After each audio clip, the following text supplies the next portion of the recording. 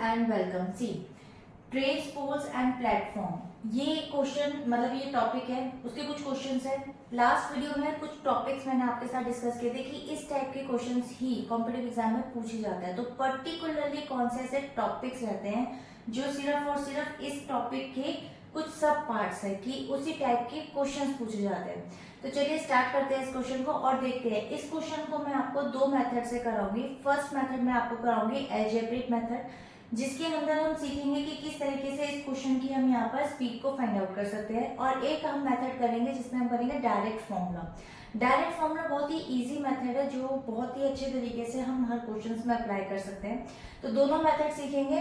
तो चलिए स्टार्ट करते हैं इस वीडियो को। देखिए क्वेश्चन को रीड करते हैं। सबसे पहले क्वेश्चन दिया हुआ है, two trains of the length is basically 110 meters and 130 meters run daily from the Los Angeles to Las Vegas. When running in the same direction, the faster train passes the slower train in 30 seconds. तो इसको mark कर लेते हैं कि वो जो faster train जो पास करती है बेसिकली सेम डायरेक्शन में, जब वो सेम डायरेक्शन में पास करेगी बेसिकली तो 30 सेकेंड्स लेती है। And when running in the opposite direction, यानी कि आमने सामने से जब ऑपोजिट डायरेक्शन होती है, the faster train passes the slower train in 15 seconds. So find the speed. सबसे बड़ी चीज आपको स्पीड फाइंड आउट करनी है of the faster train as well as the slower train, यानी कि दोनों ही ट्रेन की आपको स्पीड यहाँ फाइंड आउट करनी है। तो देखिए स्टूडेंट, सबसे पहले इसको अलजेब्रिक मेथड से हम इसको सॉल्व करेंगे, जिसमें मैं सबसे पहले let the speed of the train को लेट ले लेते, क्योंकि यहाँ पर मेरे पास दो ट्रेन्स हैं तो दोनों ट्रेन्स का हम यहाँ पर P and Q ले लेते हैं कि let the speed of the trains P and Q। तो सबसे पहले अगर हम बात करें यहाँ पे रिलेटिव स्पीड्स की, कि यहाँ पर अगर सेम डायरेक्शन में moving of the train in the same direction, तो उसकी रिलेटिव स्पीड क्या होगी? इसकी रिलेटिव स्पीड होगी यहाँ पर अगर सेम डायरेक्शन में मूव कर रही है, आप इसको पूरा लिख सकते हैं यहाँ पे जो मैंने अभी लाइन आपको बताई कि moving of the train in the same direction, the relative speed क्या होगी यहाँ पे? सेम डायरेक्शन की स्पीड हो जाएगी यहाँ पे इज इक्वल टू, यानी कि P minus Q metre per second. ठीक है, इसी तरीके से अगर हम बात करें यहाँ पे ऑपोजिट, ठीक है, ऑपोजिट डायरेक्शन की, अगर वो ऑपोजिट डायरेक्शन में मूव कर रही है तो उसकी रिलेटिव स्पीड क्या होगी? तो ऑपोजिट डायरेक्शन में अगर वो मूव कर रही है तो उसकी रिलेटिव स्पीड होगी P plus Q metre per second. ठीक है, ये चीज आपको क्लियर हो गई होगी। अब उसके बाद P माइनस Q अगर हमें निकालना है तो P माइनस Q का फॉर्मूला हम यहाँ पर पुट करेंगे, जिसमें हम लिखते हैं सबसे पहले length of the train, length of the train first, मैं पूरा नहीं लिख रही हूँ यहाँ पे, length of the train first and length of the train second.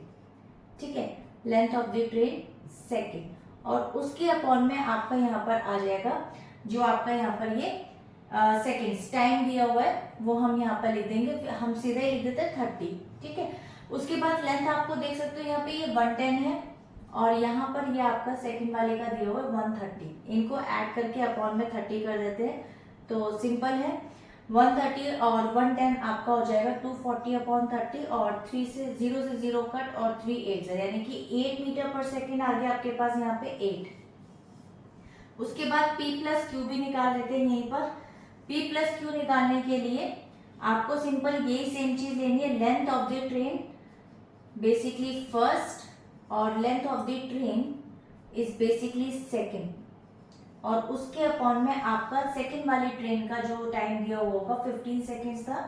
ठीक है, ये 15 सेकेंड्स तो ये लिख देते हैं, और लेंथ आपको पता ही है यहाँ पे ये भी 240 है, 240 अपॉन में 15 कर देंगे आप यहाँ पे। ठीक है, 15 से इसको अगर आप कट करेंगे तो सिंपल 15 वन जा 15 हो जाएगा। ठीक है, उसके बाद में 5 प्लस 4 9 9 0, तो आपको पता ही है 6 पर आता है तो 6 था, तो 16 इसका आंसर आ गया मीटर पर सेकेंड। आप इसको इस तरीके से लिख सकते हैं यहाँ पे।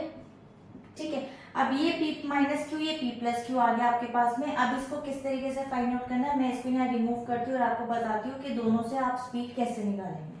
देखिए स्टूडेंट्स, आपको P minus Q P plus Q दे रखा, आप इन दोनों को एडिशन करेंगे तो P प्लस P को एडिशन करेंगे तो 2P हो गया, और Q और Q ये एडिशन करने के बाद साइन सबके एक जैसे ही रहेंगे तो प्लस का एक माइनस का दोनों को कट कर देंगे, 16 और 8 को ऐड करेंगे आपका हो जाएगा 24। सो सिंपल p की वैल्यू 24/2 हो गया एंड दैट इज 12, यानी कि p की वैल्यू आपके पास क्या आ गई यहाँ पे 12 मीटर पर सेकेंड। अब आपको यहाँ पर q की वैल्यू निकालनी, तो किसी भी एक सिचुएशन में मतलब आप p की वैल्यू को रख करके q की वैल्यू फाइंड आउट कर सकते हैं। सिंपल है, p प्लस q है, तो आप सिंपल इसको यहाँ पर पहले लिख लीजिए, उसके बाद p की वैल्यू लिख लीजिए और आप सिंपल q की वैल्यू फाइंड आउट कर सकते हैं। 16 minus 12 that is 4 metre per second. अब आप देख सकते हैं, find the speed of the faster train as well as a slower train. दोनों ही ट्रेन की स्पीड की बात करें तो आपने यहाँ पर 12 मीटर पर सेकेंड और एक की 4 मीटर पर सेकेंड निकाल ली है। तो ये तो हो गया आपका एल्जेब्रिक मेथड। मैं आपसे अब बात करूंगी डायरेक्ट मेथड की। डायरेक्ट मेथड का फॉर्मूला भी बहुत इजी है, बहुत ही इजी वे में, और सभी स्टूडेंट ज्यादातर मोस्ट ऑफ द टाइम उसी मेथड को यूज करके ही सारे क्वेश्चंस को सॉल्व करते हैं। पर्सनली मेरा एक्सपीरियंस ये है कि मैं सेकंड मेथड को ही यूज करती हूँ। तो चलिए स्टार्ट करते हैं उसके सेकंड। यहाँ पर अब हम डायरेक्ट मेथड यूज करेंगे। डायरेक्ट फॉर्मूला यूज करने के लिए उसका फॉर्मूला क्या होगा, सबसे पहले स्पीड ऑफ फर्स्ट ट्रेन, यानी कि हमें पहले स्पीड ऑफ फर्स्ट ट्रेन का निकालना है।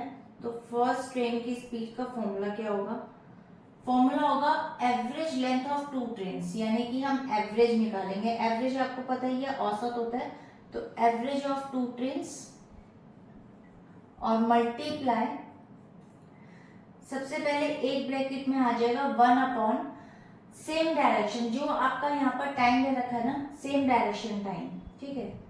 तो सेम डायरेक्शन टाइम और प्लस में आ जाएगा 1 अपॉन ऑपोजिट डायरेक्शन टाइम, ठीक है। जो सेकेंड ट्रेन का ऑपोजिट डायरेक्शन दे रखा टाइम वो आ जाएगा आपका, ठीक है। बहुत सिंपल है, मैं अभी आपको बताती हूँ कि इसको कैसे पुट करना और कैसे लगाना है। देखिए simple average trains of two average of two trains दे रखा है यहाँ पे, तो 110 है और ये 130 है, तो ये हो जाएगा 240 अपॉन में 2 हो जाएगा, मल्टीप्लाई बाय आपको क्या करना है 1 अपॉन में सेम डायरेक्शन टाइम। तो पहली बात तो आपको यहाँ पे 1 अपॉन 30 दे रखा है और प्लस कर लेंगे आप यहाँ पे 1 अपॉन 15, ठीक है। इस तरीके से हो गया 30 और 15 का जब आप एलसीएम लेंगे तो आपका आंसर आएगा 30। यहाँ आपका 1 ही रहेगा और यहाँ आपका 15 को 2 से करने पर आएगा तो 2 हो जाएगा, 2 + 1 हो जाएगा 3 एंड 3 अपॉन 30, तो यानी कि 240 अपॉन 2 मल्टीप्लाई बाय 3 अपॉन 30। तो बहुत सिंपल है, ये आप देख सकते हैं 1 2 0, 3 से 10 कट गया, 0 से 0 कट गया, आपके पास आ गया 12 मीटर पर सेकेंड। पहला आपके पास में आ गया। अब कर लेते हैं सेकेंड ट्रेन का। इसी तरीके से speed of second train, speed of second train का जो फॉर्मूला आएगा उसमें भी आपको क्या लिखना है यहाँ पर, एवरेज ऑफ टू ट्रेन्स और उसके बाद मल्टीप्लाई करेंगे उसको आप, सबसे पहले 1 अपॉन में सेम डायरेक्शन, जो टाइम दे रखा है आपको सेम डायरेक्शन का, ठीक है, और उसके बाद माइनस करेंगे इसके अंदर ऑपोजिट डायरेक्शन टाइम। बस ये एक छोटा सा डिफरेंस है, अदरवाइज सब कुछ सेम है इसके अंदर, ठीक है। तो opposite direction time and close. तो बहुत सिंपल है, यहाँ पर आपका ये 240 अपॉन 2 था, इसको भी मैं ऐसे ही लिख लूंगी एंड मल्टीप्लाई बाय 1 अपॉन 30 था, 1 अपॉन 30 माइनस 1 अपॉन 15, ठीक है।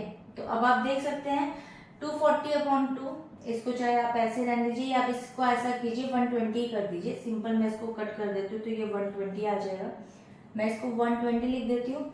और 30 और 15 का अगर मैं एलसीएम लूंगी तो 30 आएगा, यहाँ पर 1 होगा, यहाँ पर 2 होगा, ठीक है। तो 2 माइनस 1 हो जाएगा 1, माइनस 1 अपॉन 30 आ जाएगा आपका आंसर यहाँ पे, माइनस 1 अपॉन 30, ठीक है। अब 0 से 0 कट हो गया, 3 से 4 कट हो गया, ये आपका आंसर आ गया -4 मीटर पर सेकेंड। अब देखिए आप कहेंगे minus, always be sure about it कि जब भी आपको माइनस दिया हो या आंसर आपका जब भी माइनस में आएगा तो नेगेटिव जो साइन होता है वी ऑलवेज इग्नोर इट, हम नेगेटिव साइन को इग्नोर कर देते हैं, कोई दिक्कत नहीं आती है। तो -4 मीटर सेकेंड की जगह हम लिखेंगे इसको 4 मीटर पर सेकेंड।